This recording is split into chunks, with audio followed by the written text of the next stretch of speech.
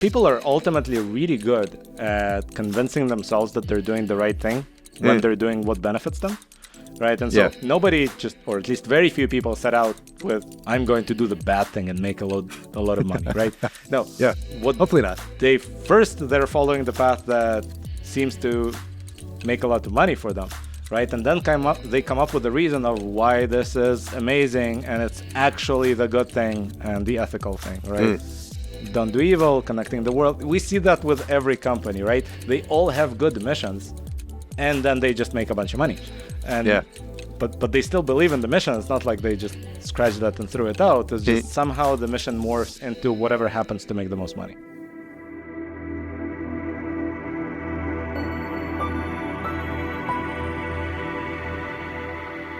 Welcome to This Anthro Life, Alex. Great to have you on the pod today. And you're the visionary founder, I think, of OtherWeb, and this really groundbreaking and cool platform that's helping us rethink what news can be and what information can be online. And so I was excited to get in touch with you to think about this and basically how we can rethink how we consume information online and what is our responsibility, both as creators and as consumers. So first off, welcome to the program and great to have you.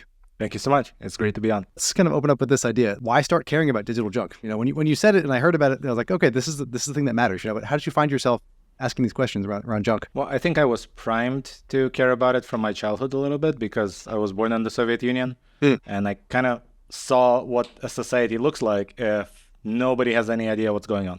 Interesting. Right? Yeah. And everybody just makes the wrong assumptions, or they're pretending to know something, but they're kind of 90% sure it's not true. And I have these vivid memories of my parents locking themselves in the closet or in the bathroom or someplace where the neighbors won't hear and listening to the radio to hear a Voice of America at 4 a.m. Wow, right? interesting. To get at least some idea of something that might be true, even though it's foreign propaganda, right? But it was foreign propaganda in a country that had its own propaganda that was worse. So I kind of thought that knowing stuff is important and it probably leads to better actions. And I thought that my entire life. And so when at some point I had this crisis of conscience a few years ago and thought about what I want to care about next, what I want to work on next, that seemed like a good idea, right? The stuff we're all consuming is becoming worse. Nobody seems to be talking about it, or if they're talking about it, they're all trying to come up with some villain to blame for this, which is typically not why bad stuff happens in the entire world all at once. It's usually not a villain. It's something in the evolution of content has gone wrong, essentially. Yeah, no, that's actually really interesting. And so I guess, on the one hand, it's like our brains want to jump to and say, oh, it's this person or this country's or this idea's fault. But you're kind of saying that we're seeing at the same time just the rise. And I'm like visualizing in my head, right, just the rising piles of paper or trash, right, that just kind of like piles around us. But it's funny that digitally it's like people may not think about that idea, right? That there's so much that's kind of around us all the time. But, I think people will definitely recognize, like, do we all feel busier all the time? And I think part of it, too, is like our attention is always being pulled towards different little, whatever, blips and blaps of our phone or emails. But most of the time, I think to your point, it's a lot of junk, right? Like, there's a reason we have a spam or junk filter in our email. But beyond that, too, like, how do we know what we're consuming? So I'm curious to kind of get your perspective on this, too, because, like, as we've gone in, like, deeper into the digital realm, and we're not going to come out of that, like back to paper or something else that's more analog entirely, have you seen like people's kind of perception about this like shift in terms of like, do they feel like they're getting more junk now than we had before? Like, is it something qualitatively different, I guess, about like the kind of junk that we're seeing than 20 years ago? I mean, you can both quantify it and look at it qualitatively, right? So we tried to quantify it recently by hiring the Harris Polling Company to do a poll. And one of the questions they asked is, are you spending more time than you did 5 years ago reading the news? And more than 80% of people said yes. Interesting. And then they asked, okay, do you have more confidence than you did 5 years ago that you know what is true? And most people said no. Oh, fair. And so people are spending more time and they know less and they are certain of less and they find it harder to figure out what is true. So quantitatively, that's happening all around us. Now, qualitatively, we are noticing this, right? When you see CNN publish an article with a title like "Stop What You're Doing and Watch This Elephant Play with Bubbles," that's an actual CNN article, right? Wow. You realize in your childhood this wasn't a thing. And that's we true. didn't see that stuff pass editorial review in the cable news network in the 90s. So something is new, something is happening here. It's happening gradually, but it's now reached this kind of monstrous proportion where, by the way, you mentioned spam filter. One of the questions we asked was, do you think there's a need for a spam filter on the internet? And 89% said yes. I would agree with that. Yeah.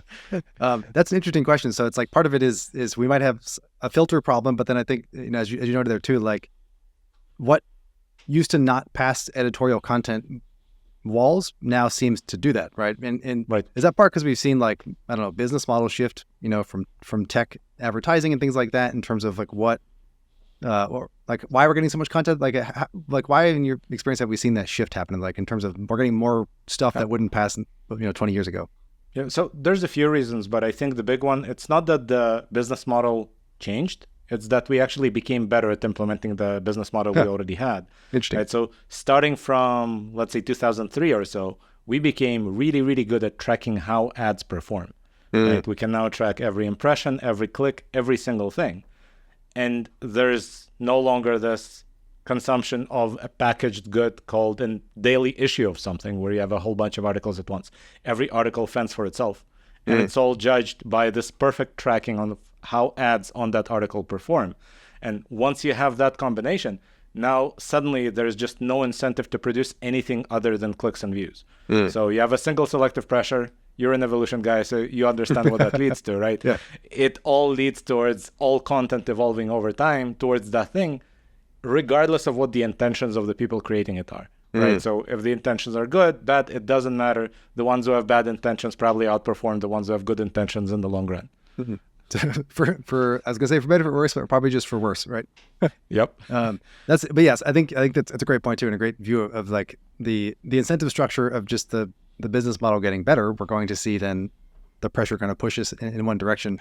So as you think about that, like I think I think a ton of directions that I want to explore here, but like to keep us like moving in this one for now, like thinking about this idea of like, as we're seeing this explosion of this kind of content and we have this pressure that's basically just trying to feed this one algorithm, like how can we, I guess on one hand, like think about sort of shifting that model, right? And this could be kind of work you're doing with OtherWeb, but just also thinking that of just like, how do we, I guess are like, in addition to yourself, are we seeing other people kind of ask this question and say, hey, hold on, like there's just a lot coming at me all the time. We should ask about how we think about sources and like what's actually moving in this way. Like, what does it look like to you? So there's a lot of people asking the same question and they are all coming up with different solutions. So I have some reasons why I think mine is best, right? Yeah. But in reality, you have a lot of companies like NewsGuard that are basically saying which sources are good. And all they do is kind of the JD Power approach, which works in automotive. They apply it here. Just rank sources, give them some number of stars, publish annual rankings, things like that. The problem I see with that approach is it's basically spreadsheet level filtering, right? So first of all, you're assuming that all sources are consistent, but what is Substack? Is Substack good or bad? The Good answer question. is it's both. There's a huge variance there, right? But okay, what is the Washington Examiner? Is it good or bad? Seems to me like the news articles are good. The op-eds kind of suck, right? So there's a lot of variance even within that in itself. So that's one approach. And I have my qualms with it, but it's good that it exists and that people are working on it. Then there's the Tristan Harris approach of just going to Facebook and saying, please be nice. Yeah. Right. And I'm sure that there's some value in that. It's creating this sort of public pressure to not be evil, to use a Google slogan from years past, right? But I don't know that that works when it collides with the C Corp's fiduciary duty to maximize shareholder value, right? It seems like being nice, if you're a company that makes money from ads, is kind of, it goes against what makes you money and what you're supposed to do as an executive. So I'm not sure that's going to work in the long run. So our approach has been, for as long as this is the ecosystem we are in, we want to create some sort of penalty for bad content. So we want to help people select good content. And when people select good content, the secondary consequence is that they're not selecting bad content. And therefore, people creating bad content get penalized, less people see them. Now, this will only become really meaningful when we become really large, or if 100 more other webs come up and do the same thing. And then all the people who consume content through something like this will basically filter the bad stuff out. Bad stuff gets penalized. Ergo, there's less incentive to produce it. Now, it could be less binary. So I see a future in which it's not just filtered out or not filtered out, but in which we can go to ad networks or advertisers and say, here's how you evaluate how each article would score. Give that to advertisers, or if you're an advertiser yourself, scale how much you're willing to pay for an ad or for a click or for a view on this content, right? And that would create a real kind of sliding scale incentive for people to produce better content than they otherwise would have. It's like provide, and that's an interesting idea though, because it's like providing a scale of like what would be worth for them monetary value of based on like how I guess the question there that naturally comes to mind then is like how are we thinking about what makes good and bad content, right? Like if it's on one hand a filter, but then also like how can we determine these ideas like beyond a qualitative opinion? Like a clickbait comes to mind as like a topic that doesn't actually tell you anything in the article itself, but so like what makes something good or bad in this context? Well, it's a tough question. I've talked to a bunch of people with degrees in philosophy and they don't agree with each other, right? But yeah, in general, I would say that good content is content that serves its stated purpose. And to the degree that something does, it's good, right? And you can basically rank content along how well does it serve the purpose. So when I look at news, it's supposed to inform you about what happened, right? So to the degree that it informs you, it's good. To the degree that it tries to persuade you without actually giving you new information, it's probably not so good, right? So if you look at how we rank content, it tends to track pretty well with your impression of how informative versus opinionated this thing is. Interesting. Okay. Right. Yeah. But then if you're looking at opinion content, obviously it's not supposed to be purely informative. It's supposed to be opinionated and controversial and all those things. So you're probably going to grade it based on how interesting it is or how much it stimulates your gray matter, right? That kind of thing. So every type of content is going to have its own criteria. Now, how do you rank it? That in itself is a hard question. Even once you know what the criteria are, how exactly do you rank content? Our approach to it has been, at least in the news department, we basically say, what are all the bad things we know how to detect? Your score is going to be 100 minus adding up all the bad things. Interesting. Right? So clickbait is an example you mentioned. That's one of the things that we detect. And if the headline is clickbait, you lose something like 5 points. Right? And then over time, we just add up all the penalties. Cool. Is that list of bad things, is this kind of an open source list or is this kind of a trade secret? Each one of those models is source available. So cool. Which basically means you can look at it, you can test it, you can't reuse it. Nice. So it's almost open source. Yeah. And in general, you can see a nutrition label next to each article in our platform, which includes most of these outputs. Some of them are not the raw outputs, but with some additional processing. That is also source available, right? But that was the general idea, that you can see kind of what we ran. In fact, you can see some things there that don't actually end up in the big score. So if the article has affiliate links, I don't know whether I should penalize it or not, but I think you want to know about it. Yeah. Because if you're using it basically as a product endorsement, you should probably take it with a grain of salt. If you're just looking at it to figure out which new laptops came out this year, then you don't care that it has affiliate links. It's still good for you, right? So it depends on your purpose. It seems like that's a kind of part of the work of kind of retraining our thinking around getting rid of junk or being smarter or more mindful about how we consume is understanding kind of user intent also, or like you're helping users recognize what their intent is when looking for some content, right? Because you're right, if I'm looking for the best laptops that came out this year, I'm actually happy to have links, right? Because I can go then find where to buy them versus, if it doesn't show me that. So is that kind of part of the model? But if you're trying to select which one is the best one, then that's probably a bad article for you, right? Because all I did was copy paste the marketing materials from the manufacturers. That's a good point too. Yeah. So I guess do you rank that kind of, or do you kind of check for that type of thing, or you can see the articles actually just doing that, like pulling press releases? Well, so we definitely see that. I wouldn't even think that we need to penalize for that, because at that point we don't know the user's intent, right? So what we can do is we can help users kind of structure their feed the way they want. And here, I don't know that I can define how to even ask the user a direct question, what do you want? Yeah. And then adjust their feed based on that. So I just try to give the user as many knobs as possible. Right? Yeah. So actually, if you go to our advanced customizations, you're going to see a lot of things that kind of look bizarre, right? We even classify every article based on which emotion it's most likely to evoke in the reader, and then allow you to customize how much of each emotion you'd like to get from your feed. Interesting. And we try to detect that automatically and adjust it, but then you can go and override everything we detected automatically because we don't believe in black boxes. Yeah.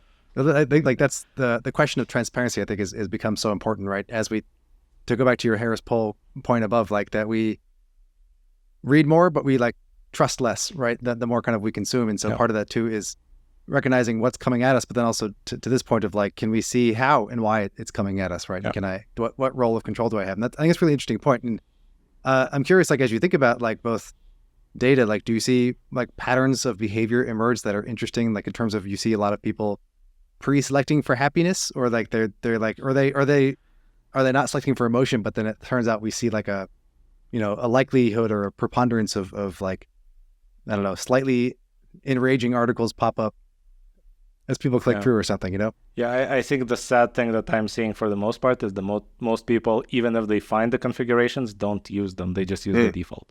So, you know, I wish I could change that, but it's really hard to get users to change the default. So we have this parallel track in our mind where we want to give users all the controls that they might ever want to have.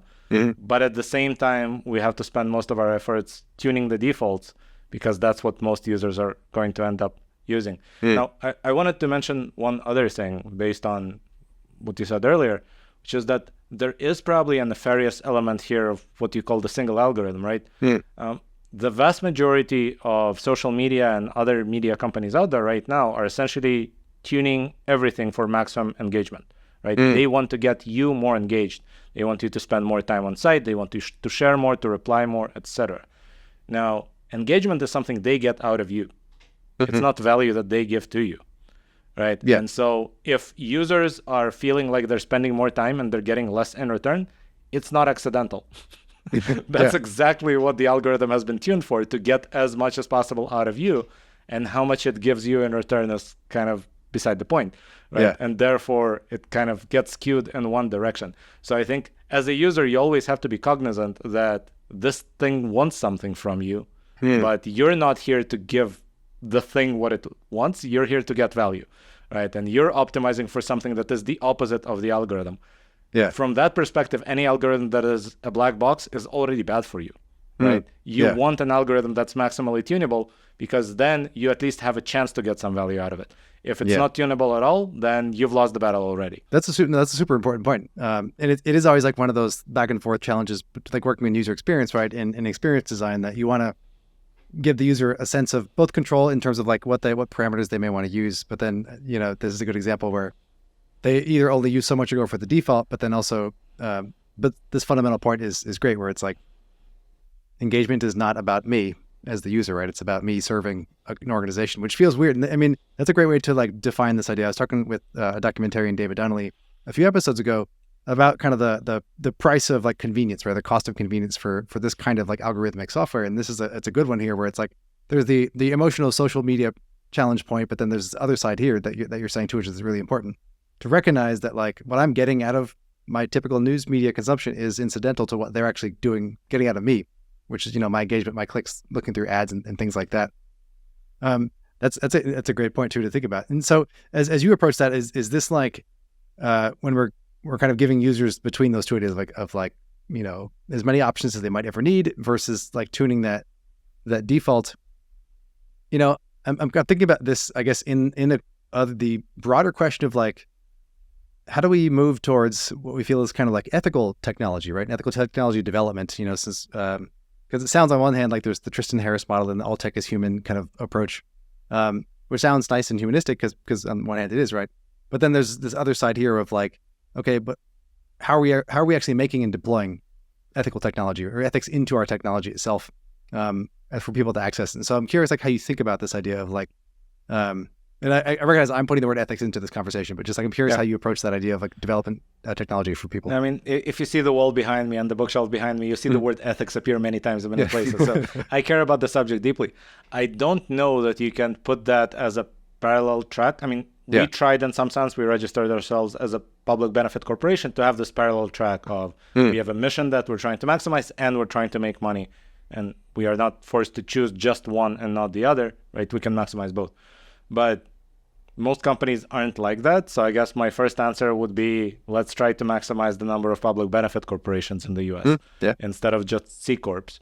Because a C Corp is a very limited structure. Even if an executive really wants to be ethical, sometimes it goes against their fiduciary duty and they might get sued by doing the ethical thing. So that's one answer. The other one, which I guess is more higher level abstract, is that incentives drive everything. And every time you try to regulate something against the incentives of the population, regulation fails in some sense. Right? It becomes a corrupt system because now all you need to do is maximize your incentives and they then buy the regulators with the money you just made. Right? So that's what we see in a lot of different industries. And I think the solution to that is to just think through the incentives, think through the selective pressures that we are creating for this population of people and population of information, or like memes, for lack of a better term, and try to optimize that, because ultimately that's what's going to happen whether you legislate against it or not. Yeah, that's true. I guess you're right. Like the social often will structure, but then follow the incentives, right? And then whether or not you like set up rules in that place in front of those, it's going to then either find a way around. And people are ultimately really good at convincing themselves that they're doing the right thing when they're doing what benefits them, right? And so nobody just, or at least very few people set out with, I'm going to do the bad thing and make a lot of money, right? No. Hopefully not. They're following the path that seems to make a lot of money for them, right? And then they come up with the reason of why this is amazing and it's actually the good thing and the ethical thing, right? Don't do evil, connecting the world. We see that with every company, right? They all have good missions, and then they just make a bunch of money. And but they still believe in the mission. It's not like they just scratch that and threw it out. It's just somehow the mission morphs into whatever happens to make the most money. Yeah, that's interesting. I mean, and so how are you thinking about that? I guess like as OtherWeb is growing, I think you have over 4 million users now, right? And like, how do you getting close to 10? 10. So see, my data is that a day. So there you go. So that's amazing. You know, and so it's like, how do you think about that as you scale, like both having the mission in play and then kind of keeping that. So one way is, again, the public benefit corporation route. The other one is the source available route. Both of these are essentially ways to bind our future selves into, so that if in the future we have the incentive to morph our mission into something slightly less beneficial, it's going to be harder for us, right? Nice. So that's, I guess, the best I can do at the company level. Now, one other thing to kind of consider here is that everything that we discussed so far, and I'm sorry if this is going to explode the discussion, right? But everything we discussed so far may be temporary. Because we're getting really close to this inflection point where AI models are as good at writing as the best humans. Right? It's basically like chess circa 1997, right? Deep Blue is just about to beat Kasparov. And the moment that happens, all the incentives that we just discussed, they changed a lot. And it's probably going to be pretty binary. It's not going to be gradual, right? There's just a magical moment in time at which the work of sitting down and writing an article becomes worth $0. That's a scary prospect, I think, but that's interesting, yeah. It is, right? Now, it's still really hard to find facts to write about, and it's still really hard to figure out what will people care about that I should actually write about, right? Both of these decisions are probably still human for a while, right? AI models can't go to a garage and talk to Deep Throat and figure out Watergate, right? It has to be humans. But once you have a set of facts, it doesn't need to be written down by humans anymore. It can be just documented in shorthand or filled out in a spreadsheet somewhere, right? And then after that, the act of writing itself seems like a very well-defined, well-bound task. Right? So once that happens, a lot of what we just discussed might change a lot, because do you really need this many people writing stuff? Do you really need publications that package many written articles together and call it a daily issue? That already seems questionable even since the internet started, because nobody's reading daily issues anymore. People are consuming one article at a time. And so the whole idea of a publication is kind of passé already. People are just picking specific articles from Twitter, right? But do you need Twitter in this world, right? In a world where writing is free, why can't something just be written for you on demand with a target audience of n = 1, Yeah.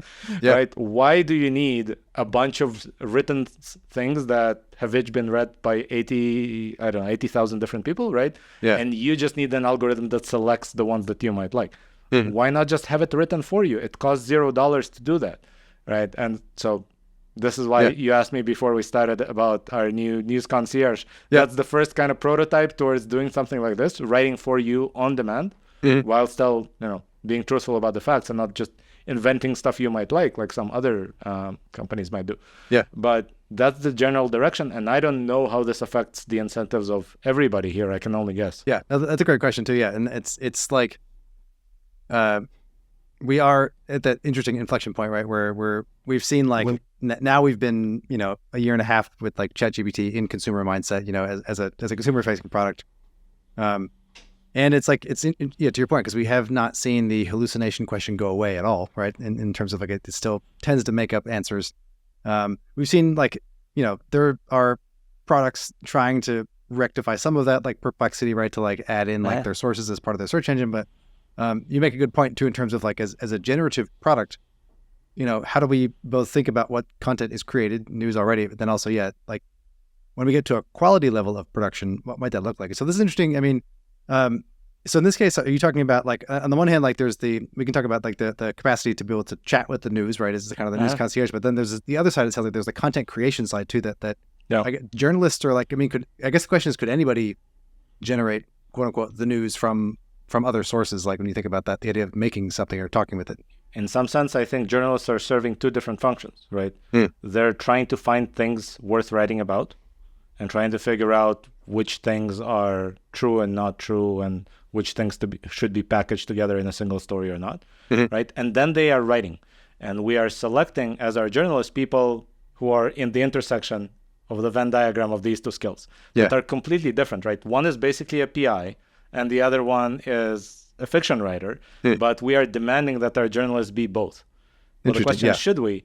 Or can we make this job much easier by just hiring PIs for the job of a journalist, right? And saying, but your writing can be completely incoherent, you can be dyslexic, it doesn't matter. As long as you can find the facts, you're going to be a great journalist. And then there's this magical black box, which when you feed the facts into it, is going to write it really well and not hallucinate. Now, hallucination is an interesting topic because it happens on two levels, right? There's the level of the large language model itself, which basically we trained the system that looks at sentences with a missing word and guesses the missing word, right? That's what we did, right? And then once you ask it to guess 1,000 words in a row and produce 1,000-word article for you, the problem is that the error compounds, and basically the level of error it makes in the 1,000th word is much larger because it's just assuming that all the previous 999 are correct, but each one of them had some sort of an error chance, right? So it's built into the model itself. Now, the other problem is we then train this system on the entire internet, and most of the internet is junk. We kind of start with also fair, right? Right. So it learned a bunch of things that are just not true, and I've caught ChatGPT giving me answers that are basically a part of somebody's April's Fool's joke, right? Which, okay, one person said it, 0% said the opposite, therefore it's true. That's how LLMs learn, but obviously that's not what you want from your news articles. Right. So all of these problems exist. But then the question is, what if we stop thinking about it as generation and we just start thinking about it as synthesis, right? Here's the data, now write it up in the best way without adding anything of your own. It seems like we already have the tech to do this. In fact, we already have the tech to do this, right? It's just not launched yet, right? And so maybe it's still not as good as the best journalists at writing, but give it a year. The scary but also helpful part, right, is that these things learn fast, right? The technology like adopts very quickly to that point. Right. That's an interesting idea too, of like just being. So is it kind of like getting a well put together like retrieval augmented generation search tool like that just says like just stick with this data only, do not like go. That's what concierge is. Yeah, there you go. It is a RAG. There's a few more steps in there beyond the RAG, because one of the problems with just a basic RAG for the news is that it wouldn't know what's important. Right. So if you just ask it to summarize the news and AI research over the past 2 months, it doesn't know which of the news items or the topics are important. So you need a few additional steps to figure out, oh, this was actually more important than all the stuff that came after it. So don't sort by recency, sort by something else, right? But other than that, yes, that is the basics, right, of that last step, the personalization. Now, the first step I'm talking about is... That's the bigger step, right? Yeah, should AI be creating most of the content to begin with from facts that were curated by humans in some way? And we're working on something new that hasn't been released yet there. Cool. I don't know if so, but in a broad sense, then, but it sounds like that is a direction that you feel shows promise, right? As a thing to think about, as a pathway. I think it's inevitable. Also, it could be inevitable. Is part of it too. Right? I mean, it just seems like one of those things that maybe the industry is still in denial about it, right? But it is completely inevitable. I just don't see another way. It's just the question is, who does it? Is it us or somebody else? And is whoever does it actually, like, are they going to do what I said, which is make it actually write things that are true? Just have AI do the writing? Or will it have AI write whatever you want to hear, which is probably going to result in more clicks, but might not be very good for the world. Yeah. And it's an interesting question too, in terms of like, if I'm thinking about if I'm a reporter, I mean, or as an anthropologist, right? I mean, I do interviews with folks, I do, surveys and if I'm collecting a bunch of data, observational out in the field and blah, blah, blah, like come back and I dump my notebook into a tool and say, help me summarize and like bring out, the top 4 themes or whatever, like, say, help me write a story about something that we saw in the data. Like, there's also that interesting question too on the editorial side in terms of like fact checking and making sure that it's not, to your point, making anything up. And then on top of that, like, is it telling a story that is helpful to humans, right? To think about that. That's an interesting question. Like, I'm curious your thoughts on that too, because it's like there's a couple levels where human in the loop would be necessary. I mean, I can see how this can get mitigated or automated at some time over time. But like, how do we think about that too in terms of like, who might or when and what scenarios does something check what's get written before it gets published? Well, I think in general, if we just use another industry as kind of an analogy of how this might go, right? Think about the fact that initially computer was a profession. A human was computing, using some sort of a calculator as an aid, right? Well, before that, there was no calculator. Then the calculation part was automated with a calculator. The computer was still doing the rest, right? Then we started creating digital computers that replaced those humans, right? But they still had programmers who would program every single thing one command at a time, right? And fast forward to today, you might be clicking some button in a big piece of software somewhere. Underneath, there are multiple abstraction layers. You are not expected to know what commands run on what core on your computer, right? So generally speaking, the human is always in the loop. The question is how many layers underneath are abstracted away. And so we're just getting to the point where the writing level is going to be abstracted. The editorial level is probably still not going to be for a while, but then eventually that might go. And we'll see how far this gets at some point. I mean, not all technologies scale exponentially all the time, right? Some things reach a plateau and get stuck there. I mean, we haven't had a faster airplane since 1967. So you can't expect all the Condor. Right on. I'm talking about commercial air flights. Like I'm not talking about military. Yes, there's some advances there. But in general, not all technologies progress all the time. At some point, all the smartest humans just say, okay, progress here is really difficult. Let's switch to this field, right? And they start working on something else. So I don't know at which point this generative AI trend might just reach its apex, and unless there's a big kind of change coming afterwards, we're just going to be stuck there for a while. But then breakthrough might happen again. I mentioned chess before. Sorry if I'm going on tangents, right? It's good. It's great. 1997, Deep Blue beats Kasparov, right? The next big progress in chess is 2013. Wow. Right? If you look at the strength of chess programs between 1997 and 2013, it's basically flat, even though it was progressing the entire time until 1997, right? That's for 16 years.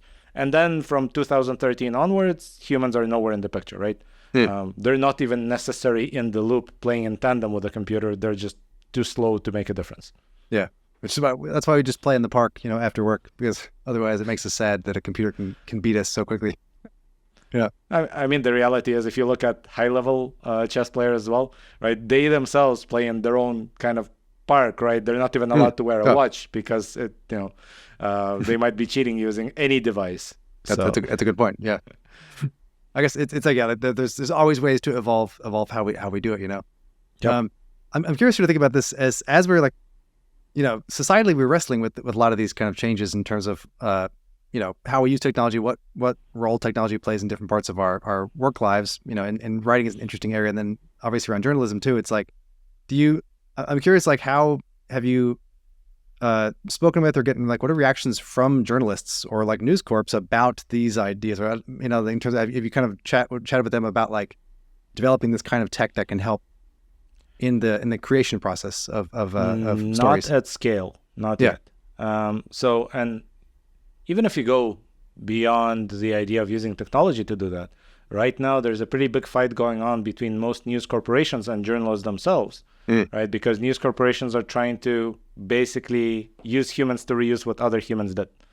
Right? You're seeing companies like Old and like Gannett kind of buying up small newspapers, right? And then some of those newspapers, they just get rid of all the journalists and borrow content from other newspapers, right? Yep. Because again, the incentives are to make that happen, but journalists typically unionize, go on strike, fight against that, etc. Again, understandably so.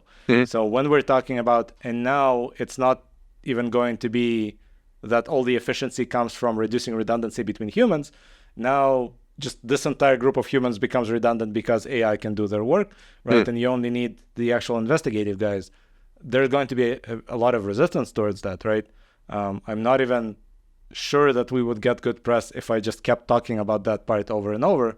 And you asked about it, so I talked about it. But most of the time I talk about reducing the junk, and I try to avoid the part about, and I'm not sure how your profession is going to still be there. Also a good question. Or, if it does, then it's probably going to be about 10% of the size it is now in terms of number of people engaged in it. Yeah. And again, I love historic parallels, as you noticed, right? Agriculture in the 1920s. Yeah. In 1920, it's 30% of people in the U.S. working in agriculture.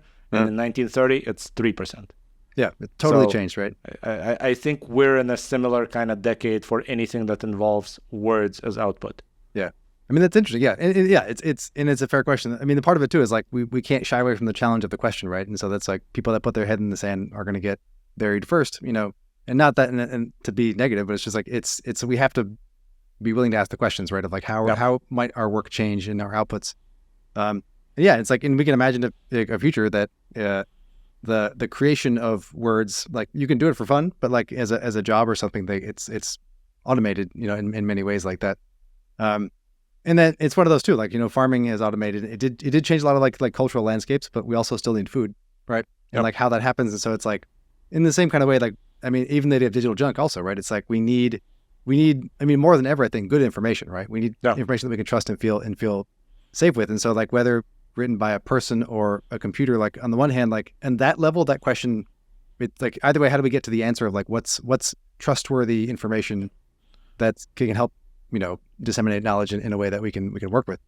And where there's risk, there's also opportunity, right? Yeah. So if the model that is writing it is actually taking facts from a source you can trust, right? And if the model itself and the data sets it was trained on is at least partially open to you, so you can trust that it's doing it well. That is much more trustworthy than anything we have in the ecosystem right now. So we could lament that the current ecosystem, you know, good people are losing their jobs. That is very lamentable, right? But that ecosystem is what's producing the junk right now. And so if we can replace it with something that produces a higher signal to noise ratio, that's ultimately good for us. Sort of in the same way as the mechanization of agriculture resulted in more food being produced, right? We got more food, but obviously an entire region got 90% unemployment and a big out-migration from it into other regions, right? So I don't know how that works for white-collar workers, but I guess we'll see. Yeah, I mean, knowledge worker it's an interesting point of what that's going to be, right? And it is, and you're right. Like, in we're talking about writing a lot here too, obviously, because we're approaching this from news media, but like creative industries in general, right? Because both visual and video creation, like, you know, are also in this space as well. Like, there's a lot of, you know, generative image software that's a little more difficult, right? So it is progressing, but it's a few years behind in a sense. Yeah. Like, essentially, if you use the same method that I described as LLMs are trained, guess the missing thing. That doesn't work in video. So video requires a little bit extra work to try to generate something useful. But yeah, it's only a few years behind probably. Yeah, no, I think you're right there too. And it's like, but even to that point too, like we're seeing the early implementations like in mainstream software, like Adobe's putting it in through Firefly and other, there's what's it called, Sora or Sona from OpenAI. Yeah. Like I think there's some interesting things that are at play there. So I'm curious too, like as we think about the, I guess we talked to, I guess, a lot about this, but think about like the kind of tech challenges that we're facing in terms of as we see these shifts happen, like how do you approach trying to, build something new or break, kind of new kind of breakthrough technologies in the space that's like super rapidly advancing. And there's, again, a lot of like, social buzz because it's like what it is that we're potentially making or how we're changing conversations around digital clutter. Like, how do you think about the technical challenges that you're facing as you're putting together a platform, syndicating content, and then potentially like putting the concierge in place and like having people chat? Like, what's been the toughest thing to kind of help or not to crack as you're trying to put the tech stack together to make this thing work? Yeah, I think generally speaking, both I and all the people that gravitated towards me in this project are better at building stuff than we are at getting eyeballs to stuff. Interesting. Right? So generally speaking, if you ask me what are our biggest challenges, I will list 10 things and none of them will be a tech challenge. Because organics. Yeah, the tech challenges are the easiest thing for us. Again, just because of the kind of people that the project attracted early on, right? We tend to be techies. The biggest challenge is how do you build a community of people that actually talk to each other? Right? That's something where I'm incompetent and I can't even stay in touch with my best friends, right? And so getting me to build a community, that's completely foreign to me. So it's kind of comes out of the personality of me and the rest of the team. But in general, yeah, the tech landscape is evolving a lot. And that means that I always have to watch what happens and everybody else has to watch what happens. And we have to constantly try to adjust. And it's a little difficult for some team members because, they work on something for 6 months. And then that's something that was supposed to be on the main tab in the app has been moved to the 4th tab because 3 more important things came out. Yeah. And they're upset, right? And I understand them, right? They were working on something that was supposed to be a part of the flagship feature, the main flow that all users go through. And if it's in the 4th tab, then maybe only 15% of users even get there and know what's there. But there's 3 cooler things that happen just because now the technology allows them. Yeah, it's a good point too, right? It seems like it's especially like if you're working in a modular development environment, it's like we can't always know as I build this thing when it'll get downstream and they get out. And by the time it gets out, like what new has popped up elsewhere that would change.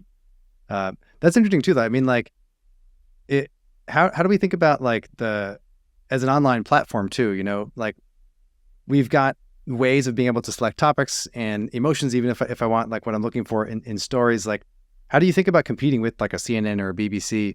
Obviously those are individual publishers, right? And so part of it might be the syndication question, but like how do you kind of try to position OtherWeb as a way of like being in competition but conversation with these other like major publishers? Yeah, I'm not trying to compete with them, right? Essentially, I'm trying to stay within the guidelines of fair use. Yeah, I try to add something they don't have, which is summaries and nutrition labels and better ways to select and order content, right? And then if somebody wants the original content that they created, I have a link back to CNN or BBC. Right? Yeah. So I'm basically strictly in the aggregator space of, let's say, the Google News and Apple News and Flipboard of the world, not the CNNs of the world, right? But again, this is up until March.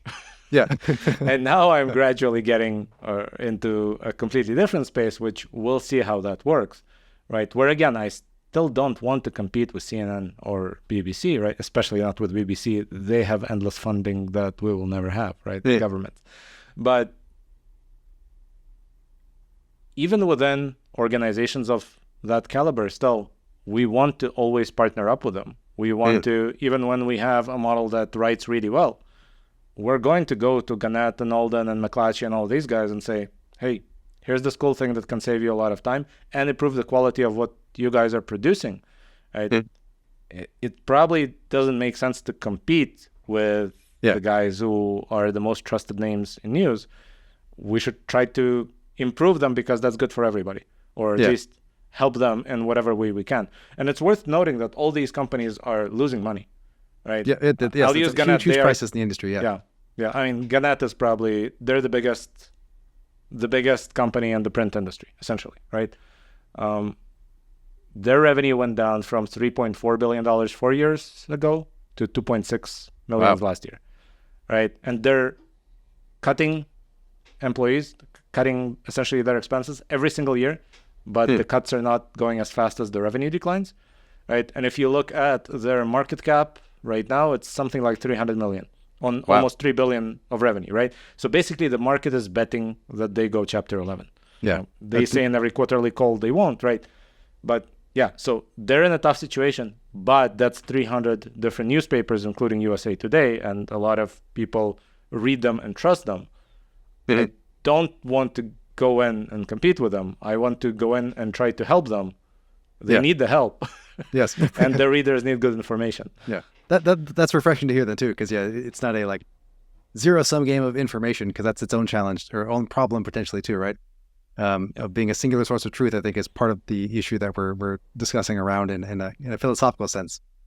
Yeah. And that in itself, I think, is a part of, maybe it's the ethos of the profession that generates that to some extent, right? But I haven't seen that many journalists who would like openly say I'm the equivalent of a line cook at McDonald's, right? Yeah. Like, all I do is just do the same thing that my neighbors do in the most standardized way possible. No, every single journalist thinks they're a Michelin star chef, right? They are creating something unique. And if you ask them, is your version of the story better than every other version of the same story out there?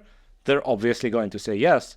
Now, the problem is there's more than 50 versions of every single story out there, even within the same set of facts published in the same hour, right? And so they can't all be right, but it's a part of the ethos of the profession, and I understand why it exists, because then they take pride in their work. They're actually trying to produce something really good, right? But when I look at this as an entire ecosystem, obviously that's a part of the reason why the industry is losing money all the time, right? Because you can't have every single restaurant in the world operating as if it's a Michelin star restaurant. They have to kind of pick their lane. And right now, everybody's trying to be the best.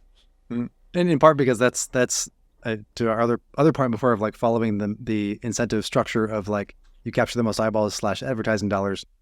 And then you do that. I guess, is there like, I mean, or do you envision in terms of like the future of the industry, like both either ways or models you've seen of different kinds of incentives, like in like could services platforms like OtherWeb, in terms of whether it's producing content or like how we can engage with it and get, a better sense of why I'm consuming what I'm consuming and what it means, like to shift some of those models either away from like the chokehold of advertising or something else. Like, do we see anything else emerging as potential contenders for that? In theory, yes, but in practice, trying to innovate in business models is a very dangerous proposition, right? And so, do I want the industry to shift away from advertising? Yes. Do I want to be one of the companies that tries? Not really, because that usually ends badly, right? And so we're trying to innovate in the tech side, try to produce better experiences for our readers, right? We're not trying to innovate in the business model side, but somebody should. I hear that someone out there do it. I just don't think that we want to be it.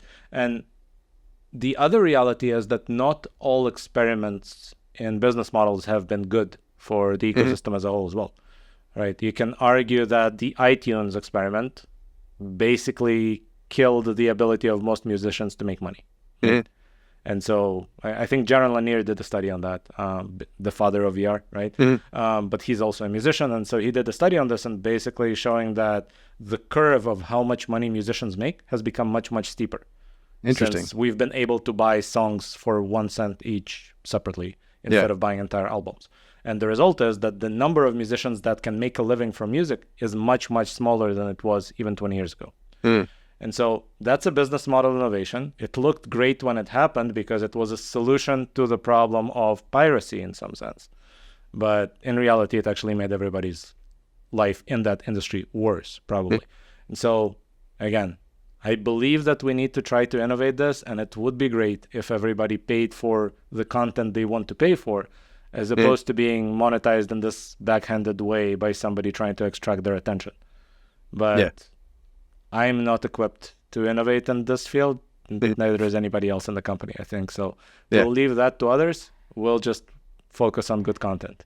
Yeah, cool. No, that makes sense. Yeah, too. And I appreciate the honest answer too, because it's like, you talk to people like, oh yeah, we could do something else. It's like, okay, yeah. I mean, like, what could it be is the question, That's really helpful to kind of think about too, because it's like, and part of it, as folks think about, like, as we're building what the future is from content creation, production, consumption, we have to think about, to your point, like, what can you be good at as a business, as a researcher, as a writer, as a creator, as a developer, and then create in that area, right? And not try to necessarily change everything at the same time, because it's like, it feels nice to be able to do that, but like also that's a hard call to be able to do in the first place, I think. I would say, just as a kind of wrap up question, if folks are thinking about wanting to be more mindful of how they consume content, like whether it's like practices that you have on OtherWeb or other things that you've seen in terms of helping us have a better media diet and not consume so much junk, like what are some strategies that you share, like, or you thought about, you're built into the platform for like how to be more effective at like being smarter about my consumption of media, or making sure that I'm knowing what it is that I'm consuming and why?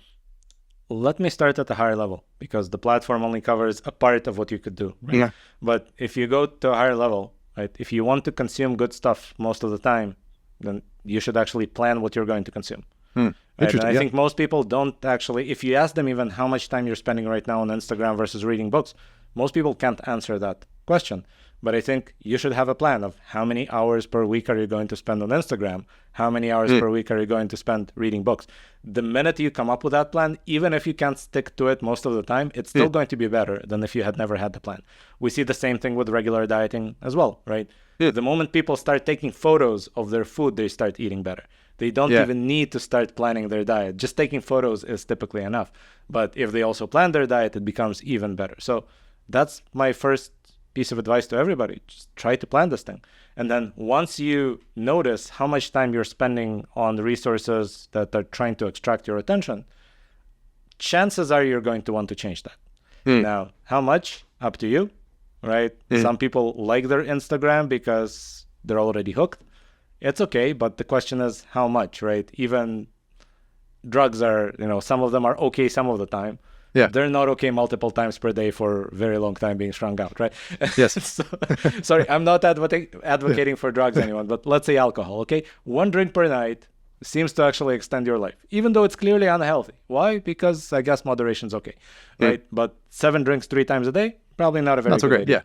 So basically, try to plan what you think is the right level of consumption for you for every particular drug. And information that produces dopamine is a drug, just like chemicals that produce dopamine.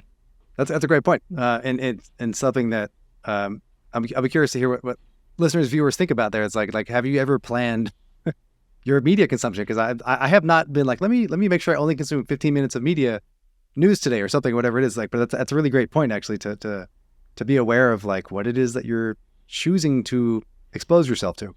And I think the most ironic thing that happened to me when I got small kids, right, is I start planning like, okay, she's only allowed to watch cartoons for 15 minutes in the morning and 15 minutes in the evening. And then I notice, okay, but my wife is looking at Instagram for the past hour. You're like, wait, I'm not supposed to say anything though, Yeah, exactly. And I'm thinking, wait, different standards. Somebody is planning it for the kids, but for us adults, nobody's planning it. We're kind of winging it, right? And so how about we start planning for ourselves too? Yeah, that's a great idea, right? We need a media planner to help us out here, Awesome, cool. Well, Alex, thank you. This has been great to chat with you. I appreciate you taking the time out. And excited to, about the work that you're doing and raising up, I think, a ton of really important questions for media consumption and how we can be smarter about that. How do we like tackle the challenges facing journalism and media creation too? So I think it's an interesting challenge space that you've dove into. So I'm excited for folks to check out the site if they haven't already, and to kind of share some thoughts on this idea of how can we be smarter about media consumption. Sounds good. It's been great. Cool. Awesome. Thank you much. And we'll see you soon.